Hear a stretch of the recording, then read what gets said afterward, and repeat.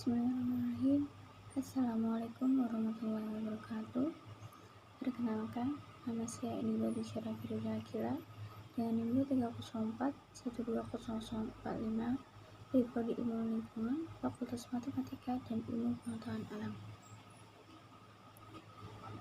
Jadi di sini saya menyampaikan mengenai beberapa model Islam yang diaplikasikan di Indonesia. Sebelumnya, video ini saya persembahkan untuk memenuhi ujian tengah semester mata kuliah umum Pendidikan Agama Islam yang diampu oleh Bapak Dr. Zain Ilmu Barok Magister Agama. Islam itu memiliki berbagai macam golongan maupun kelompok, dan salah satunya Islam Salafi. Islam Salafi adalah sebuah paham dalam agama Islam yang mengajak umat muslim untuk kembali pada dasar hukum Islam yang murni, yaitu Al-Quran dan Sunnah. Bab ini seringkali dihubungkan dengan Al-Salaf Al-Sholih yang merujuk pada generasi awal umat Islam yang menjadikan Al-Quran dan Hadis sebagai sumber hukum Islam. Beberapa karakteristik dari Islam Salafi diantaranya: pertama, fokus pada pemahaman literal terhadap teks-teks agama dengan menginterpretasi atau penafsiran yang dianggap menyimpang dari makna yang sebenarnya. Yang kedua, menekankan pentingnya mengikuti jejak generasi awal umat Islam dalam menjalankan ajaran agama. Yang ketiga, cenderung menjauh dari pertikaian politik dan lebih fokus pada gerakan mengajak umat Islam kepada dasar hukum Islam yang murni. Keempat, menolak pengaruh budaya atau tradisi yang dianggap bertentangan dengan ajaran agama.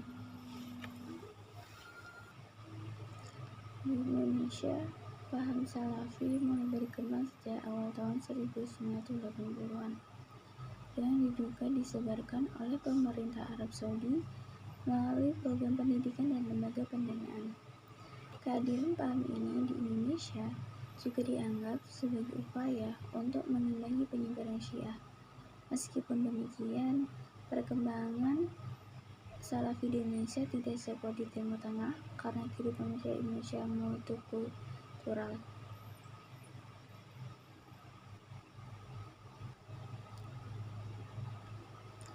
Materi ini saya ambil dari jurnal yang berjudul The Making of Salafi Based Islamic School in Indonesia, karya Jamhari dan Saifuddin Ashori. Yang kedua yakni Islam tradisional. Islam tradisional juga dikenal sebagai Islam Sunni, adalah tradisi budaya dan agama yang menekankan pelestarian ritual lokal yang sudah mapan, keilmuan, dan kepatuhan pada 4 mazhab utama Sunni atau mazhab.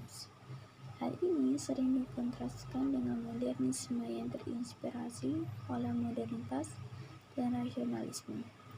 Islam tradisional telah menjadi orientasi keagamaan Muslim yang paling banyak dianut dalam sejarah Muslim kontemporer Indonesia, dengan pengaruh yang signifikan dari organisasi sosial keagamaan yakni NU.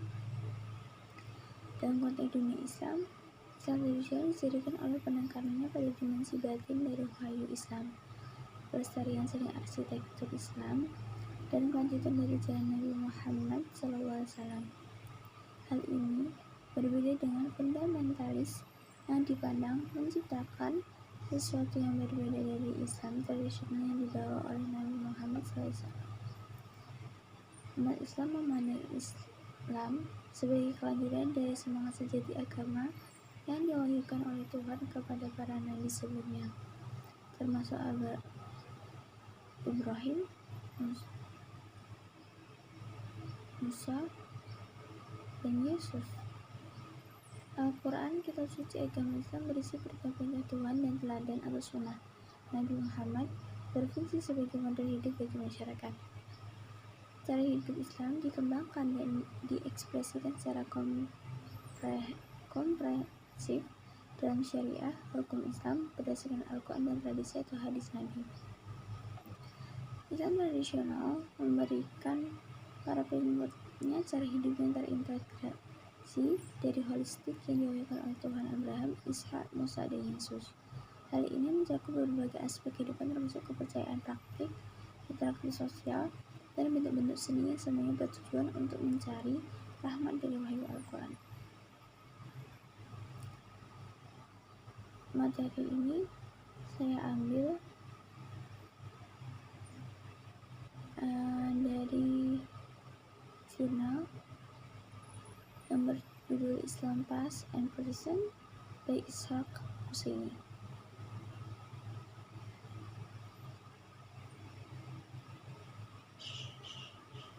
Beberapa yang terakhir yakni Islam modern. Islam modern mengacu pada tradisi agama dan budaya yang menekankan pendekatan yang seimbang dan moderat terhadap ajaran dan praktik Islam. Hal ini ditandai dengan komitmen terhadap jalan tengah atau wasatiyah yang didasarkan pada prinsip keseimbangan dan moderasi dalam Al-Quran. Muslim moderat menolak ekstremisme dan kekerasan serta mendorong hidup berdampingan secara damai dengan pemeluk agama lain. Mereka juga mendukung demokrasi, hak asasi manusia, dan kesetaraan gender. Konsep Islam moderat telah menjadi subjek penelitian dan perdebatan akademis. Para sarjana telah mengusulkan berbagai model Islam moderat seperti perbedaan moderat urutan Khalid Abu al-Fald, perbedaan liberal konservatif oleh Anne Elizabeth, dan perbedaan Islam dan fundamentalis Islam oleh Bassam Jibril. Pembedaan ini mencerminkan perbedaan dalam memahami interaksi dengan non-muslim dan konsep keselamatan dalam konteks pluralitas agama. Beberapa karakteristik Islam moderat meliputi: pertama, peningkatannya seimbang dan moderat terhadap ajaran dan praktik Islam. Yang kedua, penolakan terhadap ekstremisme dan kekerasan. Yang ketiga, komitmen untuk berdampingan secara damai dengan umat beragama lain. Yang keempat, dukungan terhadap demokrasi, hak asasi manusia, dan kesetaraan gender. Yang kelima, fokus pada jalan tengah atau wasatiyah berdasarkan prinsip keseimbangan dan moderasi dalam Al-Quran. Secara keseluruhan, Islam moderat mewakili pendekatan Islam yang damai dan toleran yang menekankan pentingnya keseimbangan dan moderasi dalam praktik keagamaan dan interaksi sosial. Materi ini saya ambil di jurnal All Islam Studies and Humanities, Realitas Pendidikan Islam Moderat Politik, dan juga jurnal Islam Moderat dan Isu-isu Kontemporer, Demokrasi, Pluralisme, Kebebasan Beragama, Non-Muslim, Poligami, dan Jihad oleh Ayang Austria Yakin. Berdasarkan dari ketiga model tersebut,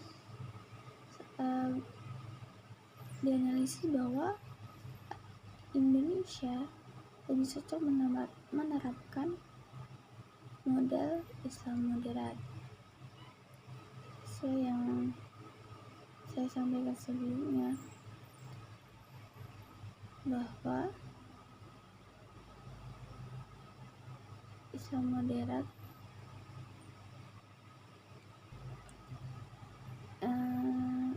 Islam moderat mewakili pendekatan Islam yang damai dan toleran yang menekankan pentingnya keseimbangan dan moderasi dalam praktik keagamaan dan interaksi sosial.